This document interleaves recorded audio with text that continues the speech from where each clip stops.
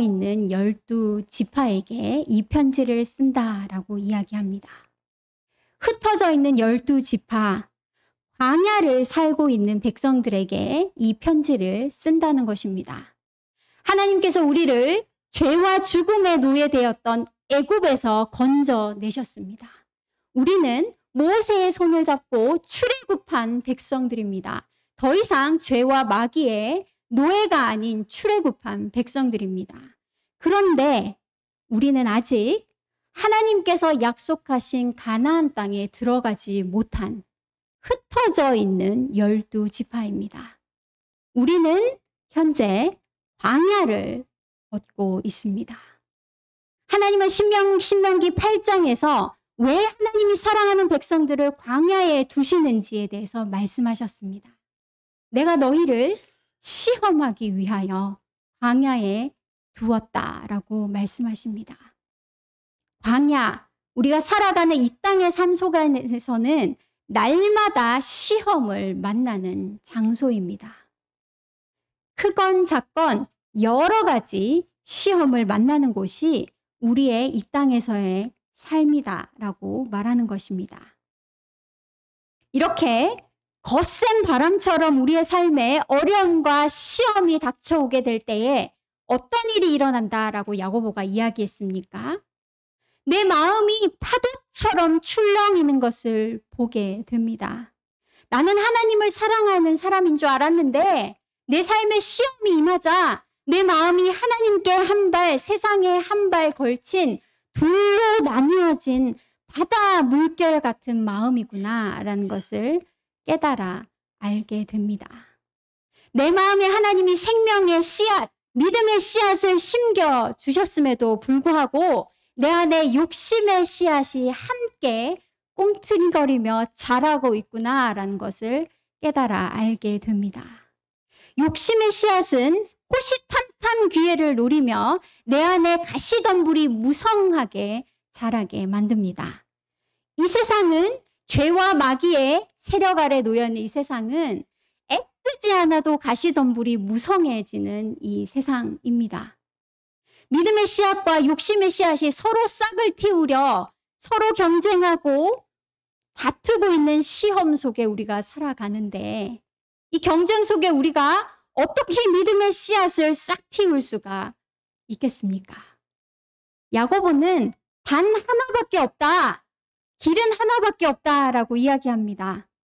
하나님께 나아가서 하나님이 누구신지를 깨달아 아는 지혜를 얻는 것만이 욕심의 씨앗이 아닌 믿음의 씨앗을 싹 틔울 수 있는 유일한 길이다라고 이야기합니다. 하나님 앞에 나아가서 하나님이 생명의 근원이심을 깨달아 알아야 됩니다. 모든 좋은 은사가 하나님께로부터 내려오는 것을 깨달아 알아야 됩니다.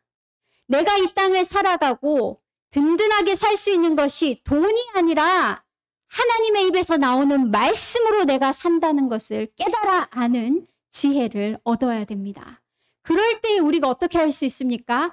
믿는 대로 행할 수 있다라고 야고보는 얘기합니다. 내 안에 있는 씨앗과 같은 믿음이 행함을 통하여 싹을 틔우고 자라서 조금도 부족함 없는 온전한 믿음으로 자라간다라고 얘기합니다. 생명을 구원하는 살아있는 믿음으로 자라간다라고 이야기합니다.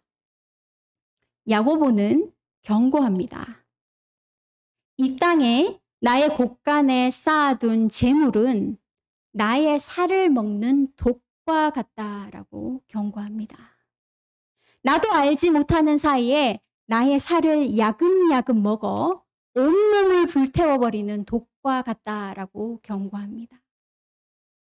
이 땅의 곳간에 재물을 쌓아두게 될 때에 사람은 흙으로 만들어져서 언제든지 흙으로 돌아가 버릴 수 있는 인생임에도 불구하고 안개 같은 인생임에도 불구하고 내가 내일 일을 내가 원하는 대로 내가 원하는 때에 이룰 수 있다라는 교만함에 빠지게 된다라고 경고합니다.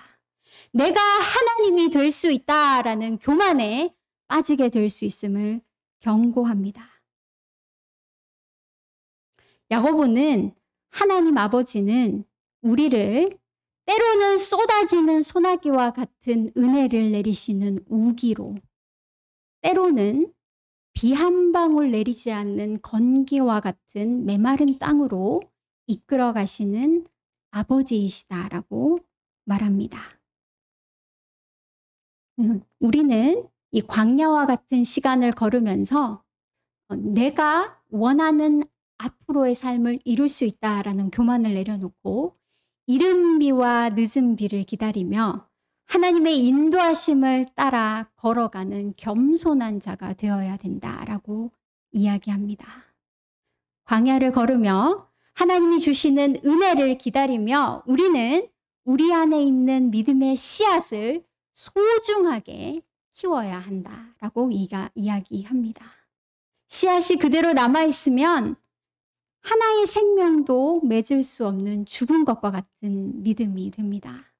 이 광야의 삶을 걸으며 하늘에서 내리는 이른 비와 늦은 비를 통해 우리는 믿음을 싹 틔우고 자라게 하여 생명의 열매를 맺는 온전한 믿음으로 성장시키며 걸어가야 합니다. 마지막으로 오늘 본문 속에서 야고보는 우리는 그런데 이 광야의 길을 홀로 걷고 있는 것이 아니다라는 이야기로 마무리 짓고 있습니다. 하나님이 우리의 연약함을 아셔서 홀로 걷지 않게 하시고 하나님을 사랑하는 하나님의 자녀들, 동일한 시험을 날마다 경험하는 하나님의 자녀들을 교회 속에 묶어주셔서 우리가 서로를 위해 엘리야처럼 기도하라라고 말씀하십니다. 이웃의 목마름을 위해서 나의 것을 내어주고 나의 어려움인 것처럼 그의 어려움을 돕고 사랑하는 자가 되라라고 말씀하십니다. 이렇게 행함이 있는 믿음이 있게 될 때에 그의 어려움 앞에 그것이 나의 고난인 것처럼 엘리야가 되어 하늘에서 하나님께서 비를 내려주시기를, 그를 위해 하나님께서 하늘의 지혜를 부어주시기를 나의 어려움과 고통인 것처럼 기도할 수 있게 됩니다. 19절과 20절을 마지막으로 저희가 한번 읽었으면 좋겠습니다. 다 같이 19절과 20절을 읽겠습니다.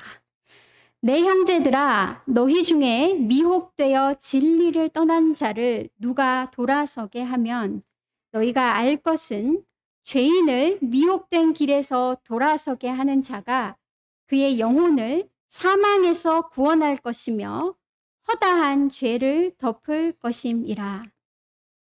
여기에 미혹되다라는 이 말이요, 여러분, 야고보가 앞에서 사용했던 단어입니다. 1장 16절에 사용한 바 있습니다. 속다라는 단어입니다. 1장 16절에 야고보가 속지 말라라고 이야기하면서 어떻게 해야 속지 않을 수 있냐면, 어떻게 해야 미혹당하지 않을 수 있냐면 하나님이 누구이신지를 아는 지혜를 얻어야 속지 않을 수 있다라는 이야기를 했습니다. 우리가 미혹되지 않으려면 하나님께 하늘로부터 비를 내려주시기를, 하늘로부터 하나님을 아는 지혜를 내려주시기를 기도하고 간구해야 합니다. 그런데 여러분, 우리는 어떻습니까? 너무나 연약하여 미혹되고 맙니다. 속아버리고 맙니다. 어느 순간인가 돌아보고 나면 내 마음은 믿음의 씨앗은 말라 죽어가고 있고 가시덤불로 가득 채워진 내 마음을 발견하게 됩니다. 때로는 내 스스로 하나님 앞에 나아가서 비를 내려주시기를, 지혜를 내려주시기를 간구할 힘도 없기도 합니다. 그때에 누가 있습니까? 그의 옆에 엘리야들이 있습니다. 엘리야가 그의 아픔을, 그의 어려움을, 그의 실망과 그의 힘듦을 나의 고통인 것처럼 느끼고 하나님께서 하늘 문을 여시사 그에게 은혜를 내려주시기를, 그에게 지혜를 내려주시기를, 오늘도 성령의 충만함을 내려주시기를 기도할 때에 우리는 죄인을 미혹된 길에서 돌아서게 하고 그의 영혼을 사망에서 구원하는 엘리야가 됩니다. 우리가 서로 엘리야가 되어 서로를 위해 기도하는 한 우리는 서로의 죄를 덮으며 서로를 사망에서 구원하며 이 길을 끝까지 걸을 수가 있게 됩니다. 우리가 하나님 앞에 날마다 나아가 그 음성을 듣고 우리의 형제와 우리의 자매를 위해서 엘리야처럼 기도하기를 간절히 소망합니다. 아멘. 저희가 찬송가 450장을